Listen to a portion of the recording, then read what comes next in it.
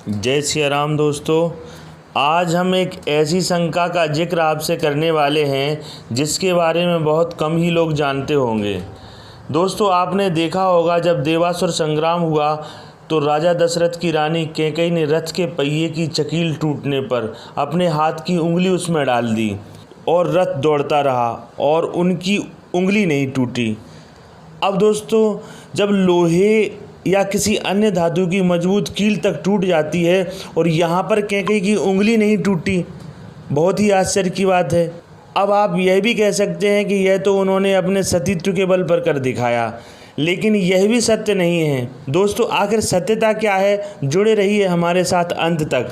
राजा दशरथ वृद्ध हो चुके थे, किंतु अभी तक उस परम धार्मिक अपनी पति दशरथ को कोई संतान नहीं हुई। इससे राजा को रूप यौवन संपन्ना कौशल्या, कैकेयी, सुमित्रा आदि स्त्रियां, राज्य और विशाल अयोध्यापुरी सब सूनी लगने लगी। तदनंतर देवताओं और दानवों में राज्य के लिए बड़ा विद्रोह आरंभ हो गया। तब उस युद्ध में मांगलिक वाणी हुई, यानी आकाशवाणी हुई कि जिस पक्ष में अयोध्या के राजा दशरथ रहेंगे उसी पक्ष की निश्चय विजय होगी।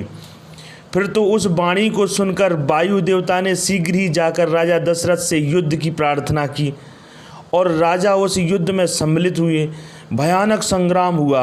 उस भयानक संग्राम में राजा के रथ का धुरा टूट गया और संयोगवश राजा इसे जान न सके, किंतु राजा के समीप में रथ पर बैठी हुई सुंदर भौहों वाली कैकेयी, जो संग्राम का कौतुक देख रही थी, उसने रथ के धुरे को टूटते हुए देख लिया। उसने विजय लाभ के लिए अपने हाथ को धुरे के स्थान में लगा दिया।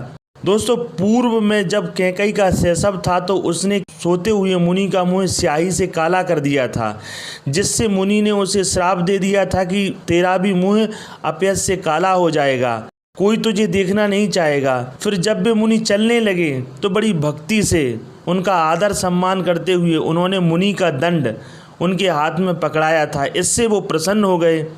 उस मुनि ने पुनः उसे यह वर दिया कि जा, समय पर तेरा हाथ वज्र के समान कठिन हो जाएगा और किसी प्रकार से कोई इसको आघात नहीं पहुंचा पाएगा।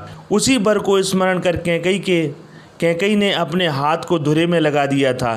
फिर संग्राम में दैत्यों पर विजय करने के पश्चात कैकेयी के इसी साहसपूर्ण कार्य को देखकर उसे 2 वर मांगने के लिए राजा दशरथ ने कहा, किंतु कैकेयी ने दशरथ से उन वरों को उनके ही पास रखने के लिए अनुग्रह दिखाते हुए कहा कि मैं फिर कभी इन वरों को मांग लूँगी, अभी आप मेरी धरोहर के रूप में इन्हें अपने पास ही रहने दें। बहुत अच्छा, ऐसा कहकर राजा अपनी स्त्री के साथ अयोध्या लौट आए। तो दोस्तों, आपको यह वीडियो कैसी लगी?